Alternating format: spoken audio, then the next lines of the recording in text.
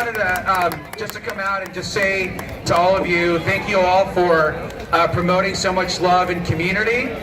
And as we all know, within the gay rights movement, and particularly in Long Beach, and I say this every year, but I think it's important to say again, that especially in Long Beach, the history of our gay rights movement really was led by women in the city of Long Beach.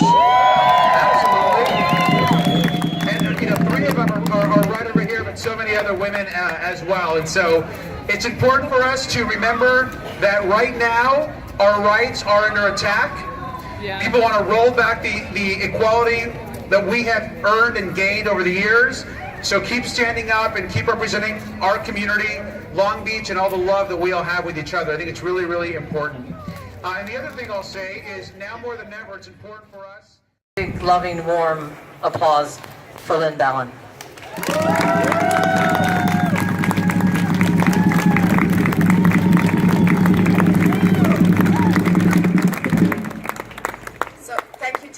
And welcome to the, 5th annual Long Beach Dyke March. And it's so wonderful to see all these Dyke faces out here. I'm really proud and honored to be here tonight to present this award in memory of Jeanne Córdova. It's the 2nd year that the Dyke March is presenting the Jeanne Córdova Award and honoring 2 local sheroes, which is amazing. Jeanne was a pioneer of the West Coast LGBT movement, and she was a social justice activist and a change maker, and she was a starter. She didn't just join groups, she started them, she created things, and she really loved her lesbian tribe, and she was a proud butch and a proud feminist and a proud Chicana as well.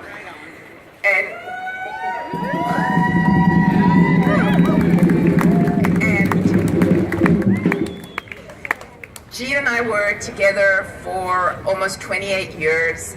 She passed away last year, and she wrote to her community that it's wonderful to have had a life's cause, freedom and dignity for lesbians. And for us. So let me introduce Pat Crosby.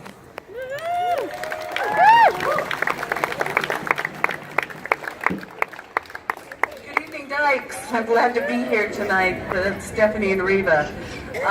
So there is such a laundry list of things they've done in our community. They have been together almost 20 years now. They were married in 2008 as part of the 18,000 during that short time period.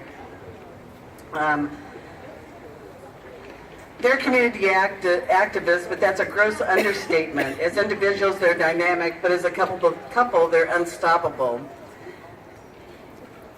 Stephanie is the founder of Long Beach Law. I'm sure almost everybody knows that by now.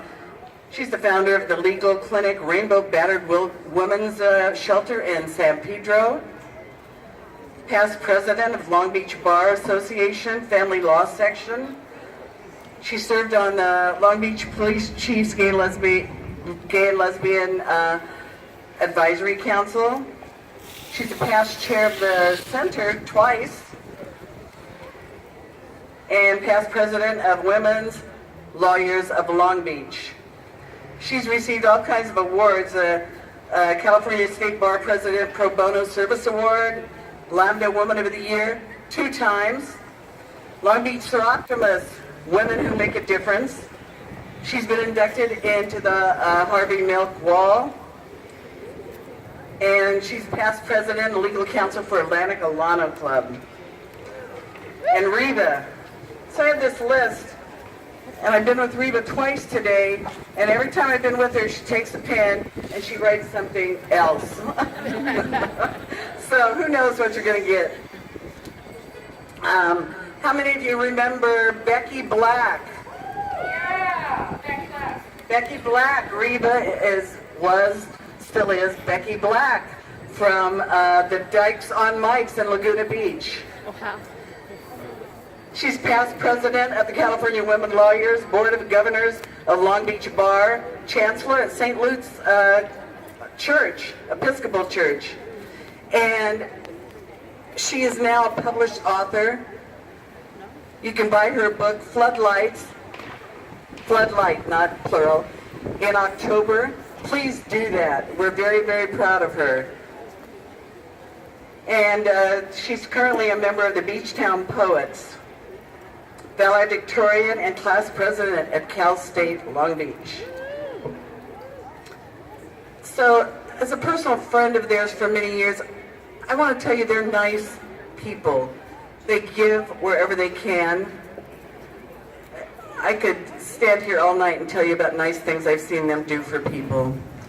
And as far as being attorneys in our community, they run their practice with a heart for the LGBT people and the underdog. Stephanie Reba.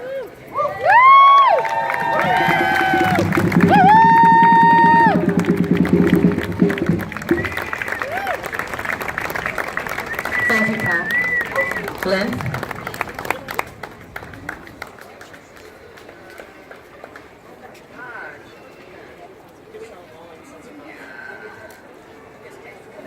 Should only take about 45 minutes or so.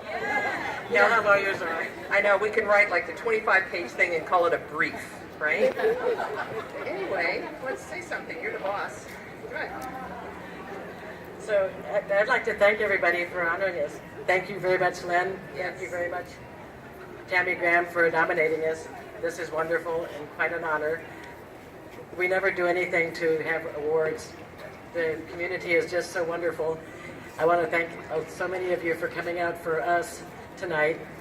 There's so many people in the audience I'd like to recognize. I have a buddy coming out from Colorado for 28 years that I met 28 years ago. We've got a lot of people from Atlantic Colorado Club. Mark, who runs Revisit My Life, is out here, came out after work and things for us. I see Katie, I see, oh, there's Lynne. I see just so many people and things. It's just so wonderful. Our probation officer. Yeah, our very probation officer. So, you know, we're old and things. I see an awful lot of young people out there. Please, I love the signs. The things that you do make a difference. Pat Crosby today just got put on the Harvey Milk wall that introduced us. Pat Crosby, thank you so very much for introducing us. She's busy over there patting her tits, okay? But she got nominated and got the award for the Harvey Milk Wall Hall of Fame, and it's well deserved because she's an activist also in Long Beach and has been for a long time. So that was thank you very much. It was an honor to have you introduce us, and it's an honor getting this award.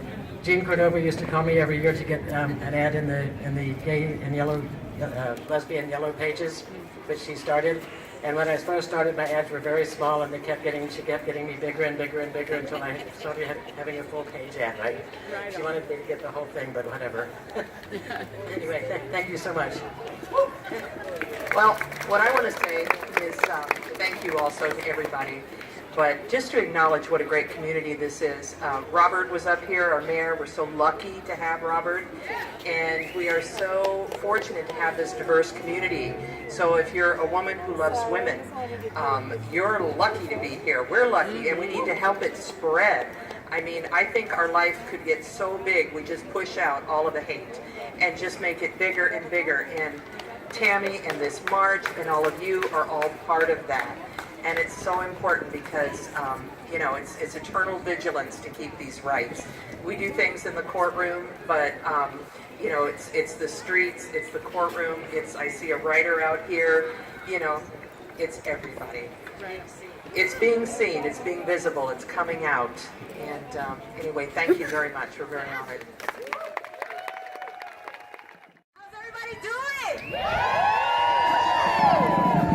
I know you guys are probably saving your energy for the rally, right? For the whole march and everything. But don't be shy.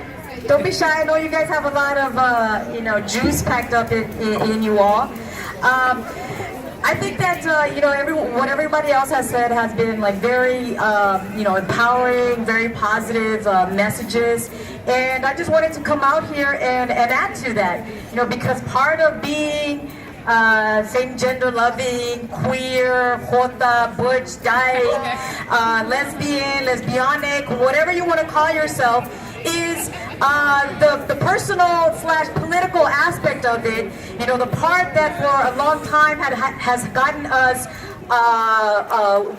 same-gender loving women, queers, etc., persecuted, is the very act of loving someone that we're not, quote-unquote, supposed to, right? The sexual part of our relationships being scrutinized and, and always being challenged as not normal, as not proper. And I don't think that we need to be shy about it. So what I wanted to share today is, the other folks already spoke about all the activism part, of our community. And I just wanted to share some words about the actual loving part of it. And I see some young folks in the audience, but that's okay. Hopefully what I say will go over their heads.